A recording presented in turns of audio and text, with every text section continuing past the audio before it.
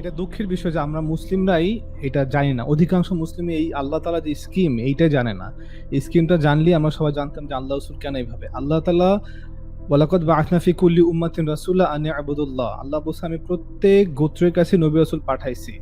কিন্তু আল্লাহ তাআলা এটা তো কিয়ামত পর্যন্ত কন্টিনিউ করবেন না। তো আল্লাহ তাআলা স্কিমটা হচ্ছে এরকম, ইব্রাহিম আলাইহিস সালাম আসা আগ পর্যন্ত আল্লাহ তাআলা প্রত্যেক যুগে আল্লাহ তাআলার প্রয়োজন মাফিক আল্লাহ তাআলা নবী রাসূল পাঠাইছেন। কানান নাসু উম্মাতান ওয়াহিদা ফাবাআসাল্লাহু আন-নাবিয়্যিন ওয়া মুনযিরিন ওয়া মুবাশশিরিন। আল্লাহ তাআলা বলেছে উম্মত প্রথমে একটা গোত্রে ছিল, একটা বিষয় ছিল। যখন মানুষ ছড়ায় গেছে, মানুষ বেশি হওয়ার কারণে, তখন যখন ইখতিলাফ শুরু হলো মানুষের মধ্যে মতপার্থক্য বিভিন্ন বিষয় নিয়ে, তখন আল্লাহ তাআলা নবী রাসূল পাঠানো শুরু করলেন।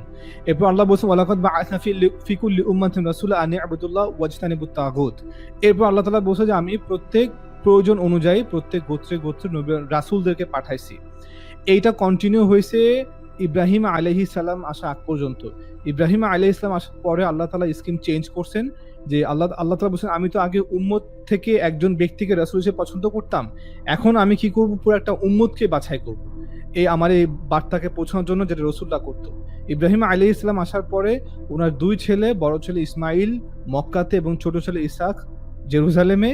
এই জেরুজালেমে যখন ইসহাকের বংশে ইয়াকুব এবং ইয়াকুব বংশের নবী আসতে শুরু করলো, আল্লাহ তাআলা এই কওমের মাধ্যমেই আল্লাহ তাআলা এই যে একত্ববাদ মনোথিজমটাকে প্রিজার্ভ রাখছে। এবং এই প্রিজার্ভ রাখার কারণে উনি প্রত্যেক সময় সময় প্রায় 40 থেকে 50 জন নবী রাসূল বনী ইসরাইলের মধ্যে আসছে টিল জিসাস।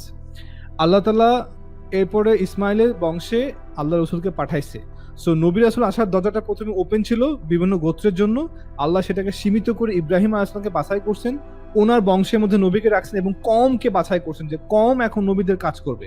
আল্লাহ তাআলা এই ঘোষণা করছেন। আল্লাহ বলছেন যে নবী আপনি মুহাম্মদ আরবি সাল্লাল্লাহু আলাইহি ওয়াসাল্লাম আপনি হচ্ছেন শাহেদ আলাইকুম, আপনি আপনার উম্মত বনি ইসমাইল যে যাদের কাছে আপনি আসছেন সরাসরি বনি ইসমাইলের উপর আপনি সাক্ষী, এবং বনি ইসমাইল আপনার পরবর্তীতে গোটা পৃথিবীর জন্য সাক্ষী হবে। এটা হচ্ছে আল্লাহ তাআলা স্কিম। নবী রাসূল আসছে, ইব্রাহিম সালাম আসা আগ পর্যন্ত আল্লাহ তাআলা এটা সব জায়গায় জারি রাখছেন। উনি আসার পরে ওনার দুই সন্তানের দুইটা বংশকে আল্লাহ তাআলা বাছাই করছেন। আল্লাহ এই বংশের মাধ্যমে ওই রসুলের যেভাবে রাখছেন নমুনা হিসেবে দাওয়াতের তাওহীদের, সেটা কমের মাধ্যমে করছেন। এবং যখন নাকি বনি ইসরাইল এই ওয়াদাকে ভাঙছে, আল্লাহর সাথে এই চুক্তিকে ভাঙছে, আল্লাহ তাআলা বনি ইসরাইলকে বাদ দিয়ে বনি ইসমাইলকে আল্লাহ বাছাই করছেন যে কিয়ামত পর্যন্ত এই বনি ইসমাইল পুরা উম্মতের উপর গোটা পৃথিবীর উপর শাহেদ হবে, সাক্ষী হবে। আল্লাহ রসুল বনি ইসমাইলের উপর সাক্ষী এবং বনি ইসমাইল পরবর্তীতে গোটা পৃথিবীর জন্য সাক্ষী হয়েছে। এটা হচ্ছে আল্লাহ তাআলা স্কিম, যেই কারণেই আল্লাহ রসুল আরবে বনি ইসমাইলের বংশে আসছে। আর আরবি আর বিভিন্ন অন্য কারণ যে কেন এখানে আসলো, এটা রিসেন্টলি আমি একটা ভিডিও আপলোড করছি, why prophet Muhammad was sent to Arabia.